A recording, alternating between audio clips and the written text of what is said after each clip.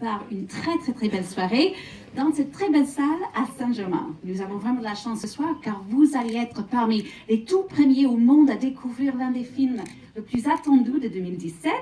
J'ai nommé bien sûr La Belle et la Bête, réalisé par Condon. Donc je voudrais donc d'abord remercier Disney pour ce superbe cadeau car ce film il sort dans un mois, le 22 mars précisément.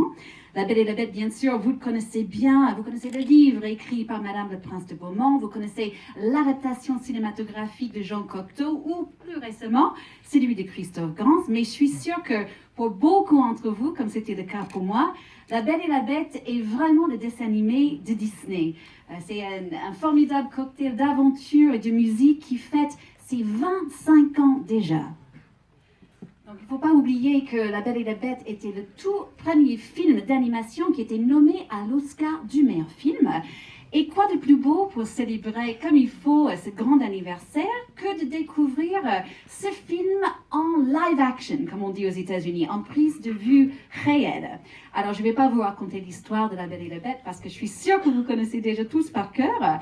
Néanmoins, ce que vous allez découvrir ce soir va encore plus dans la magie, va encore plus dans la musique, va encore plus dans toutes les directions de ce bel film. Et puis là, je pense qu'on a peut-être un petit problème technique. Vous pensez que c'est un problème technique? Ou est-ce que vous pensez... Non, oh, vous n'êtes pas dupe. Peut-être c'est une surprise. Alors, qu'est-ce que ça va être cette surprise? Je me demande. Alors, qu'est-ce que vous voyez là-bas? Oui, alors... Est-ce que vous savez comment il s'appelle le grand monsieur qui a composé la musique? Alan Menken, exactement. Alors pour ceux qui ne connaissent pas, Alan Menken est vraiment un géant du cinéma. Il a eu 8 Oscars et il a écrit la musique pour presque tous les films de Disney de la nouvelle génération, à savoir Le Bossu de Notre-Dame, La Petite Sirène, Pocahontas, Réponse Aladdin et bien sûr la musique pour La Belle et la Bête. Donc normalement, si tout va bien, le grand Alan Menken devrait arriver bientôt pour jouer pour vous. Est-ce qu'il arrive? Eh bien voilà, je vois une porte qui ouvre. Mesdames et messieurs, vous voyez bien les courir, s'il vous plaît. Alan, we're going to talk in just a minute. Would you please now pay us the honor of playing some music? Ça vous dit? Right here. Alors, Alan Menken. Okay. C'est un petit medley. 2 minutes.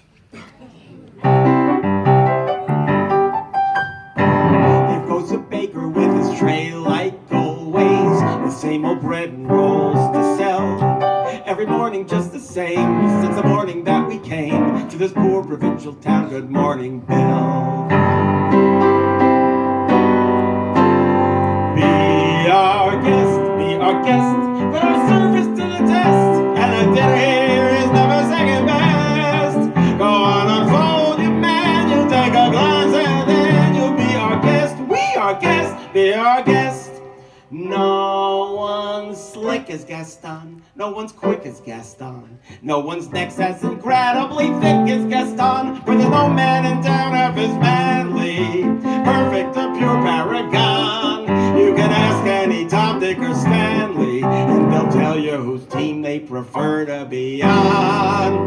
No one's been like Gaston, a kingpin like Gaston. No one's got as well cleft in his chin like Gaston. As a specimen, yes, I'm intimidating. My, what a guy, that Gaston.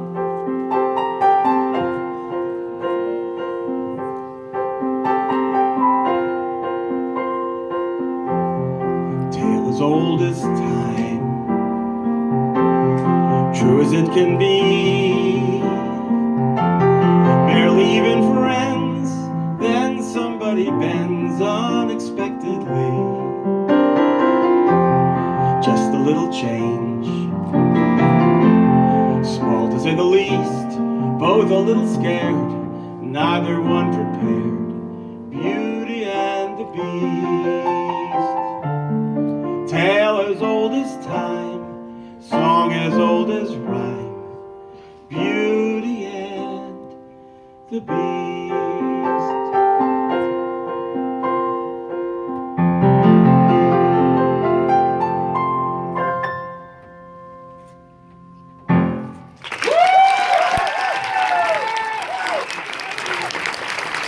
avez Monsieur Alan Menken. Alan, please, take a mic. Come center stage with me. I've got a question for you. Yes. Alors, je sais que vous parlez un peu français, donc si vous voulez dire quelques mots, vous êtes bienvenue. But I'll ask my question in English also if it helps. Alors, vous savez bien, Alan a écrit la musique pour La Belle et la Bête. Dans le film que vous allez découvrir ce soir, vous allez entendre 3 nouvelles chansons qu'il a écrites pour ce long métrage. Donc ma question c'est, est-ce que c'est difficile de replonger dans cet univers 25 ans après pour écrire des nouvelles chansons? Alan, how hard was it to write new songs for Beauty and the Beast when the original songs are already so iconic? Well, I love reopening a project and finding new areas to develop in it. So we started with an animated movie, which was very much a Disney animated movie, and it's in that form. And then we brought it to Broadway and really brought in the elements that were right for Broadway. Now it's a live action film. It has a different kind of emotional depth, a different kind of vision, and it was really appropriate to find song moments that would express that and expand it in that way. Donc moi j'adore ouvrir des projets qui existent déjà, donc vous le savez peut-être pas, mais La Belle et la Bête bien sûr était un film d'animation. Après c'était une pièce de théâtre sur Broadway, dans les comédies musicales comme ici à Paris au Mogo d'Or. Ensuite maintenant un long métrage. Et quand j'ai ouvert un peu plus ce projet comme ça, je me suis rendu compte qu'il y avait des moments très clés où il fallait justement avoir des nouvelles chansons. Yeah, and I had amazingly talented people to work with on the movie that, you know, all of their new energy and all their new approaches to the story helped me to find also new areas to work in. Et aussi le fait de pouvoir rencontrer toutes les nouvelles personnes qui sont venues travailler sur ce projet, ça m'a donné un peu beaucoup plus d'inspiration et de nouvelle énergie pour trouver des moyens de raconter encore des nouveaux moments de cette histoire. Alan, thank you so much. Stay here with me. Pleasure. Alors, figurez-vous, ce n'est pas fini les surprises. On a encore une surprise pour vous. We've got another surprise for you. Et si maintenant, what do you think that surprise is? Oh, peut-être. Est-ce qu'on a accueilli sur scène peut-être toute l'équipe de La Belle et la Bête? Eh oui, qui vont tous vous faire un plaisir. Je vous demande d'applaudir, s'il vous plaît, bien chaleureusement, le réalisateur du film, Condon. La Bête, Josh Gad, qui joue LeFou, Luke Evans, alias Gaston, Alexis Loizon, alias Stanley, que vous avez peut-être découvert au Mogo d'Or, et bien sûr le maestro lui-même, Alan Menken. Hello to all of you. Hi. Thank you so much. Bienvenue. Welcome here in Paris. I have a first question. I'm going to ask a general question. I'd like you each to answer one by one, if you don't mind. If anyone speaks French, you are more than welcome to pitch in. Alors la question, est-ce que c'était difficile quand vous avez fait ce film, parce que bien sûr on respecte le film d'animation d'origine, mais on voulait quand même donner un nouveau souffle, de recréer en quelque sorte. Donc qu'est-ce que vous voulez passer justement à une nouvelle génération qui allait découvrir ce film ce soir? My question is, how would you guys say, one by one, what you wanted to bring to a new generation of filmgoers with this new Beauty and the Beast? Emma? I mean, the original is so wonderful, and it was one of my favorite films when I was growing up. So I think I wanted to stay, true as far as possible to it. So it's so wonderful. But really, it was about can we add something? Can we give more detail? Can we give more depth? What can we give audiences which explains a bit more about Belle's backstory, a little bit more about Beast's backstory? Can we pull it out a little bit more? And it was so fun to do that. Voilà, donc Emma, elle lui disait qu'en fait, c'est vrai pour elle, le film d'animation était incroyable, mais ce qu'elle voulait apporter, c'était un peu plus d'approfondeur, d'essayer d'étouffer un peu, si vous voulez, les histoires, donner des histoires arrière de certains personnages qu'on n'avait pas vus dans le film d'animation. Dan?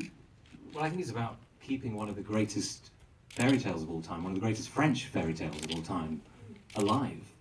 And keeping the magic alive, and the idea of this sort of live action remake it didn't even exist when I was a kid, but it's one of my favorite books growing up and one of my favorite films, and so this is such a mind-blowing experience. Voilà, pour moi, c'était vraiment le fait de garder ce conte de fées française, quand même, il faut le signaler, vivant. Et pour moi, à l'époque, quand j'étais enfant, j'aurais jamais imaginé qu'on aurait pu voir un film comme ça sur le grand écran. Pour moi, c'était un de mes livres préférés et je suis ravie de pouvoir le retrouver comme ça en long métrage. Luke, how about you?